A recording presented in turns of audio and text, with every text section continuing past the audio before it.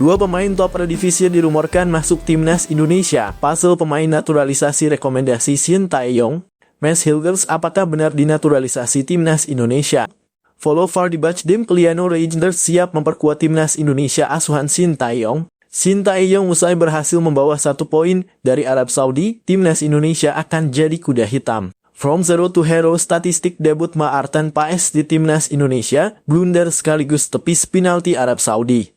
Halo football lovers, salam sehat sejahtera. Jangan lupa untuk subscribe channel kami ya dan juga nyalakan notifikasinya agar dapat berita terbaru seputar timnas Indonesia. Terima kasih.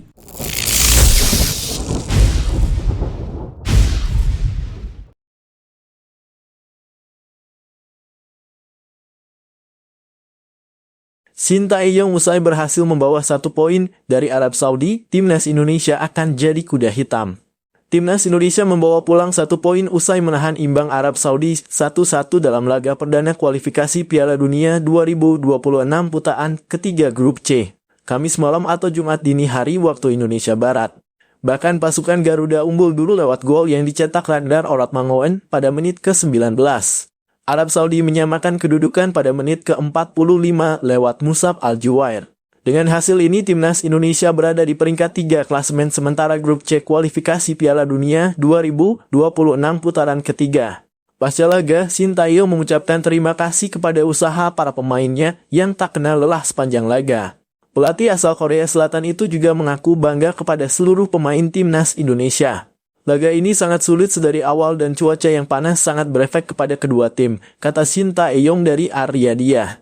Tetapi kami menunjukkan performa yang baik. Dan saya bangga dengan level pemain kami, tambahnya. Shin Tae-yong menyebutkan salah satu kunci raihan 1 poin timnas Indonesia juga karena dia aware dengan Liga Arab Saudi yang sebagian pemainnya menghuni timnas Arab Saudi. Mancini adalah pelatih yang bagus, ujarnya. Dan dia memiliki beberapa metode menghadapi pertandingan. Tetapi saya punya pengalaman cukup dan mengetahui pemain-pemainnya di Liga Arab Saudi, tambahnya. Timnas Indonesia menjadi salah satu tim yang mengejutkan di Grup C di laga perdana di samping Bahrain yang mengalahkan Australia. Shin Tae-yong pun yakin timnas Indonesia akan jadi kuda hitam dalam kualifikasi Piala Dunia 2026 putaran ketiga kali ini. Saya punya kepercayaan diri yang besar untuk pemain timnas Indonesia, kata Shin Tae-yong. Kami punya target yang jelas dalam fase ini. Kami akan jadi kuda hitam di kualifikasi Piala Dunia 2026. Imbuhnya.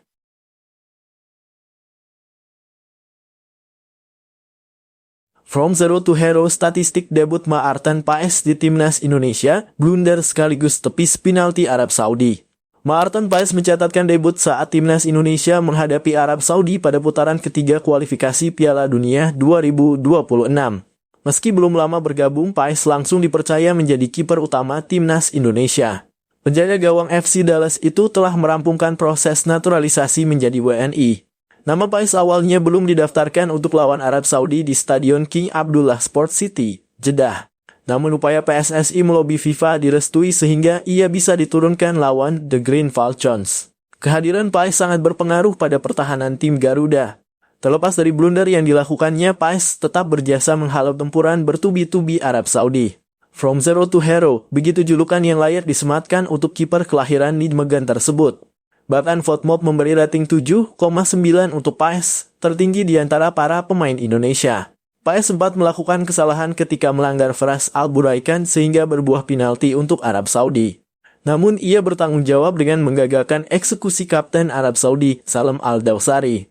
Tak sampai di situ, beberapa penyelamatan penting dicatatkan Paes pada 15 menit akhir babak kedua. Salah satu momen penting ketika ia menggagalkan peluang one-on-one Faraz dengan 1 tangan. Paes juga beberapa momen bisa memotong umpan, silang maupun lambung pemain Arab Saudi. Dilansir dari FotMob, Paes mencatat 3 saves tendangan ke gawang dan 1 penalti. Ia juga membukukan 2 diving saves dan 2 saves inside box. Sayangnya akurasi umpan Maarten Paes masih jauh dari catatan sempurna. Dari 34 kesempatan menguasai bola, Paes hanya bisa melakukan 20 umpan sukses dengan 59% akurasi. Begitu pula dengan akurasi bola lambungnya yang berada di angka 32% dari 19 percobaan. Setelah ini, ujian untuk Maarten Paes berlanjut pada 10 September 2024. Indonesia akan menjamu Australia di Stadion Utama Gelora Bung Karno SUGBK, Jakarta.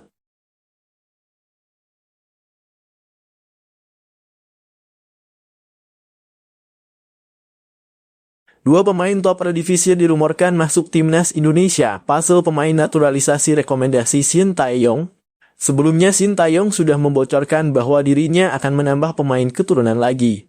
Tak tanggung-tanggung pelatih asal Korea Selatan tersebut ingin menambah 2 nama lagi. Meski begitu belum diketahui siapa 2 pemain yang dibidik oleh pelatih asal Korea Selatan itu. Sampai tulisan ini dirilis, ada 13 pemain keturunan yang membela timnas Indonesia di bawah asuhan Shin Tae-yong. Mereka adalah Elkan Bagot, Jordi Amat, Sandy Walsh, Saine Patinama, Ivar Jenner, Rafael Struijk, Justin Hubner, Nathan Chu Aon, Tom Haye, Ragnar Oratmangoen, Jay Idzas, Calvin Verdon, dan Maarten Paes. Tidak bisa dipungkiri hadirnya pemain keturunan membuat timnas Indonesia lebih kuat.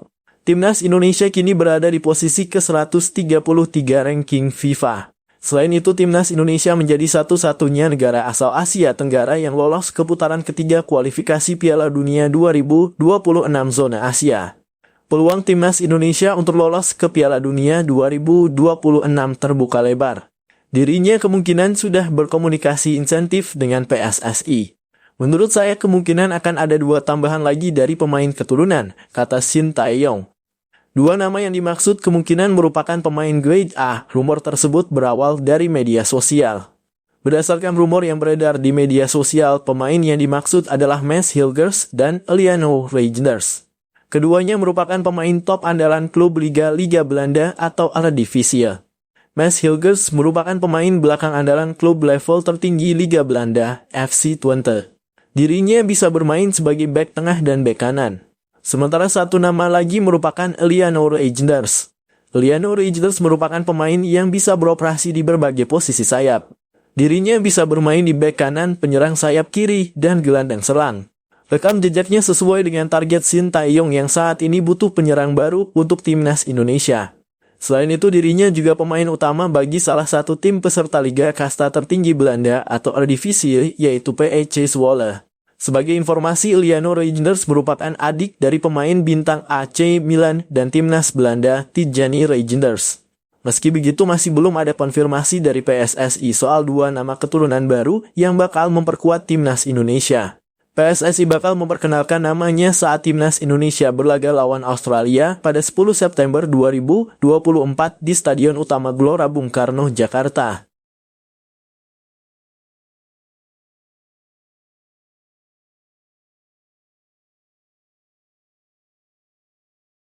Mads Hilgers apakah benar dinaturalisasi timnas Indonesia?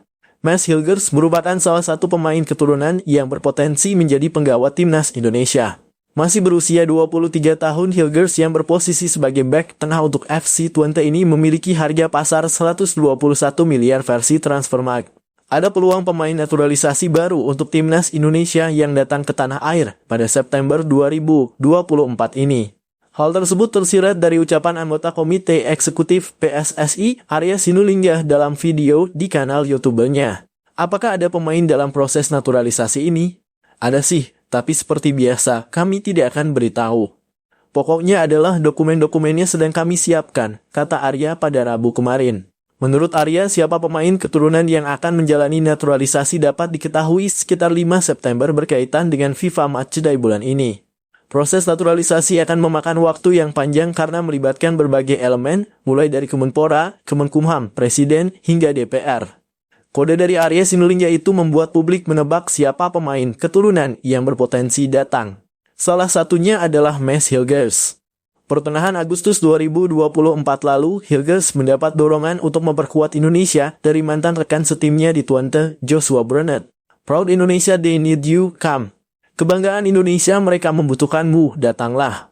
Tulis akun @JoshuaBrunet di postingan @MadsHilgers pada 16 Agustus 2024 lalu. Hilgers hanya membalas dengan emotikon mata melirik. Komentar itu ditanggapi beragam oleh netizen.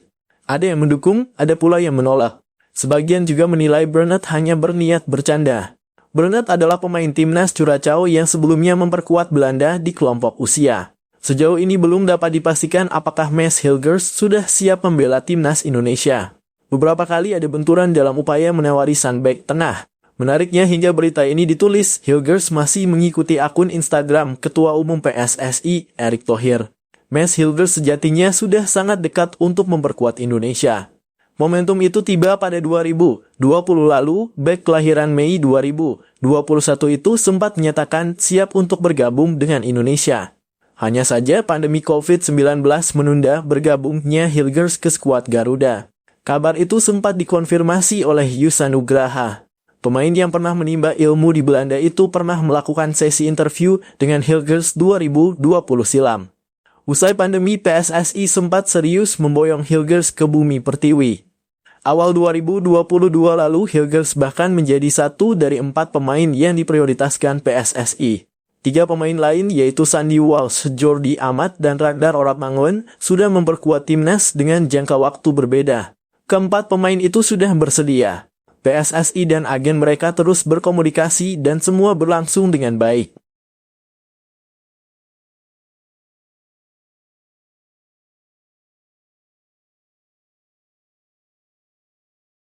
Follow Vardy Bachdiem, Liano Reijnders siap memperkuat timnas Indonesia asuhan Shin Tae-yong.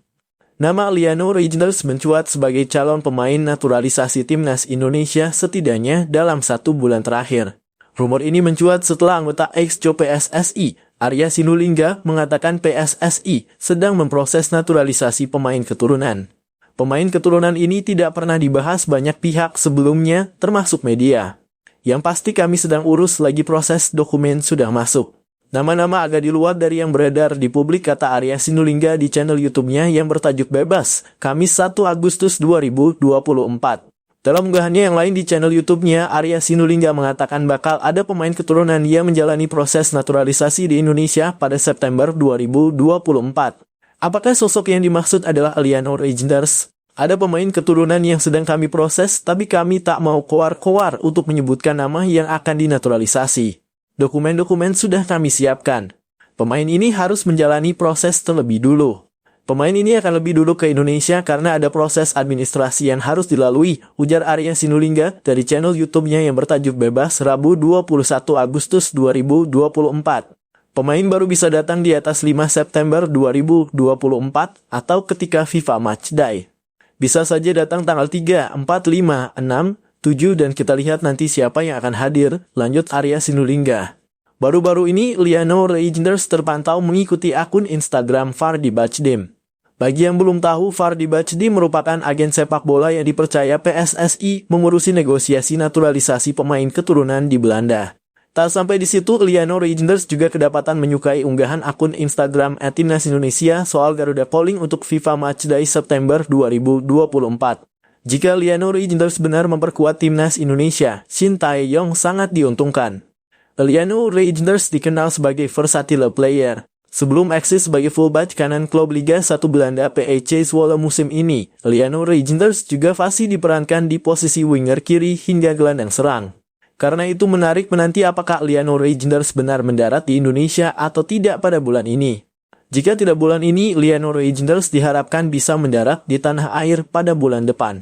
Sebab tenaga Liano Reijnders dibutuhkan timnas Indonesia yang akan menghadapi negara-negara kelas kakap di babak ketiga kualifikasi Piala Dunia 2026 zona Asia.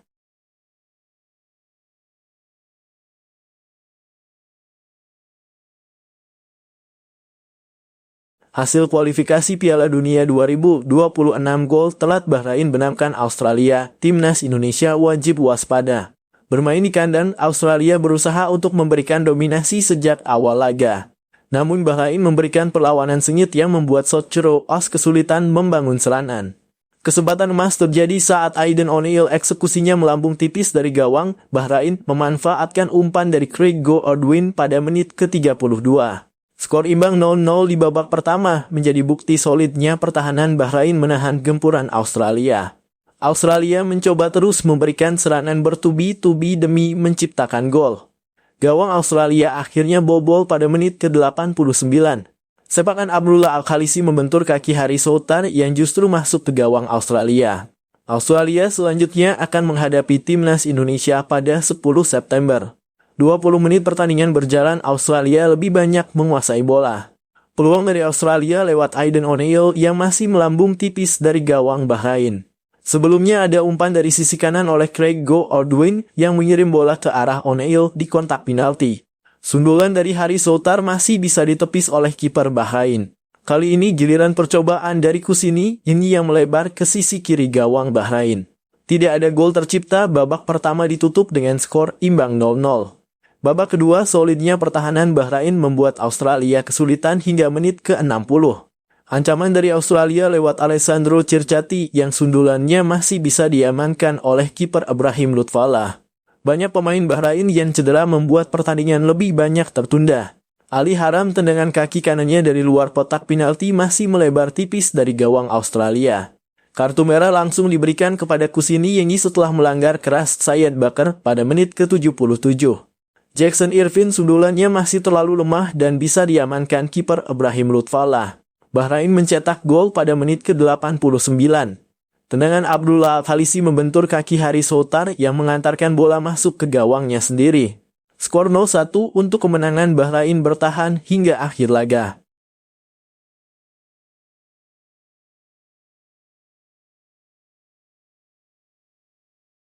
Erick Thohir bersih-bersih karyawan PSSI agar tidak ada lagi keuntungan untuk pribadi.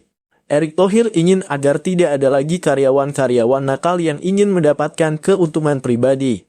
Kepada awak media, Erick Thohir mengatakan bahwa sejak terpilih memimpin PSSI pada Februari 2023, ia ingin melakukan transformasi di sepak bola Indonesia. Ia ingin menjalankan amanah dari masyarakat Indonesia agar sepak bola tanah air bersih.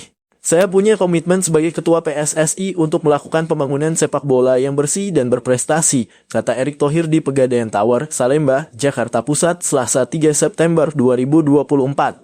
Pada tahun pertamanya, Erick Thohir fokus ke Timnas Indonesia. Menteri BUM itu mengubah pola pikir pemanggilan pemain ke Timnas Indonesia. Banyak pemain-pemain keturunan yang didatangkan PSSI untuk dinaturalisasi demi memperkuat Timnas Indonesia. Hasilnya Timnas Indonesia kini berprestasi di kancah internasional. Setelah itu Erick Thohir langsung melakukan bersih-bersih di Liga 1. Kompetisi sepak bola teratas di Indonesia itu tidak boleh lagi adanya pengaturan skor. Hukuman berat akan didapatkan ke pelaku sepak bola Indonesia apabila ada yang macam-macam di Liga 1, ini juga berlaku untuk Liga 2. Setelah Liga 1 dan Liga 2, Erick Thohir kini mau melakukan bersih-bersih di karyawan PSSI. Sekarang saya bersama Pak Sekjen PSSI Yunus Nusi dan beberapa ex-co PSSI mau memperbaiki program bersih-bersih di PSSI. Tidak mungkin ke depan PSSI tak dikelola dengan transparan dan baik, kata Erick Thohir. Lanjut Erick Thohir, bersih-bersih yang dilakukan di internal PSSI ini bukan bentuk organisasi. PSSI sebelumnya sudah bekerja sama dengan salah satu perusahaan terkenal untuk melakukan asesmen. Asesmen ini sudah dilakukan dengan mewawancarai satu-satu karyawan. Kata Erick Thohir, Yunus Nusi juga sudah bertemu dengan seluruh karyawan di PSSI. Sedangkan Erick Thohir akan melakukan pertemuan dengan bagian divisi di PSSI. Erick Thohir ingin karyawan di PSSI benar-benar bekerja untuk perusahaan bukan pribadi. Saya besok bertemu dengan badan tim nasional, ada keuangan, dan macam-macam. Saya tidak mau dengan intrik-intrik di mana ada aset PSSI dikelola secara pribadi. Itu tidak boleh, kata Erick Thohir. Ada yang seperti itu di mana kegiatan-kegiatannya ada cashback. Saya dalam melakukan audit menemukan hal-hal itu, lanjutnya. Erick Thohir memohon diberikan kesempatan kepadanya untuk melakukan perbaikan sepak bola Indonesia secara menyeluruh. Sebelumnya dikabarkan PSSI melakukan pemutusan hak kerja PHK kepada 43 karyawan PSSI. Timnas Indonesia sudah Liga 1 dan Liga 2 sudah, sekarang jantungnya PSSI. Saya yakin ini ke arah lebih baik karena masyarakat sepak bola dan stakeholder ini memberikan amanah kepada saya ingin sepak bolanya bersih dan berprestasi. Jadi saya tidak mau polemik bicara ABC. Saya jalan terus saja dan saya tidak peduli, tutup Erick Thohir.